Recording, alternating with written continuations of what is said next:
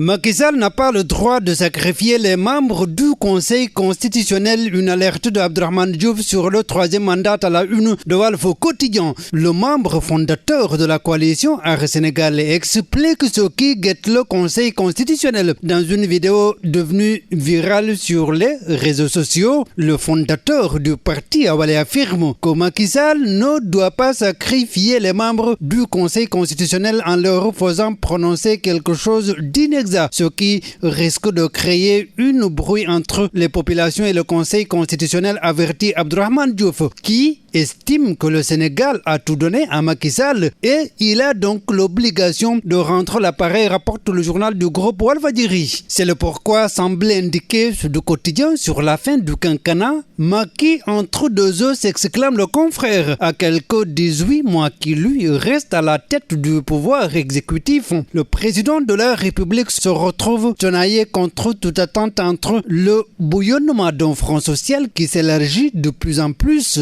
et les incertitudes d'une majorité parlementaire qui ne tient qu'à un député, relève le journal. Alors, si Macky Sall tente de se présenter pour un troisième mandat, avertit Serigne Habib Sy Dabakh à la une de Tribune, ce qui était impensable dans ce pays reviendrait. Je lui conseille de ne pas le faire. Il doit se méfier de son entourage, rapporte le journal de Tribune. En tous les cas, Tchompal est sur les traces de Pabi si on se fie aux biétistes du journal Source A. Comme certains jouent apparemment avec le feu, ils ont décidé d'être ceux qui vont défendre une troisième candidature de Tchompal, alors qu'ils savent que ce débat est tranché depuis 2012, rapporte Source A. Pendant ce temps, entre combines et petits meurtres, l'opposition renoue avec les démons du pass à la une de Critique présidentielle de l'Assemblée nationale. Barth rabat les cartes, informe le confrère, en l'absence des ténors frappés par l'inéligibilité de la liste majoritaire. Le maire de Dakar est en pole position pour être le candidat tant redouté même par ses alliés, note le journal. 14e législature, justement, enquête pointe une opposition difficilement réconciliable. Les accusations d'Ousmane Sonko pendant la campagne électorale toujours brandie, les leaders d'Art Sénégal attaqués et Pape Djibril Fall taxé de 84e député de Benno Bokk Yakaar. Cette posture de TAS et de PDF, incomprise par certains membres de Yewwi Wallu, leur permet de prendre le lead d'une troisième voie, relève enquête. Et cette rocambolesque prise des gendarmes de mandat douane Kalifourou dans la région de Kolda à la une du journal Les Échos, une ambulance interceptée avec 135 kg de chanvre indien. Le chauffeur propose de l'argent aux gendarmes pour les corrompre, informe le journal. Premier safar, déclaration de Serigne Mountakha à la une de Bes Bi Le Jour. Introspection, s'exclame le journal. Nous devons nous remettre en cause, rapporte Bes Bi Le Jour. Magal de Touba, Serigne Mountakha Mbacké fixe la conduite à tenir à la une de Vox Populi. L'appel retentissant du khalife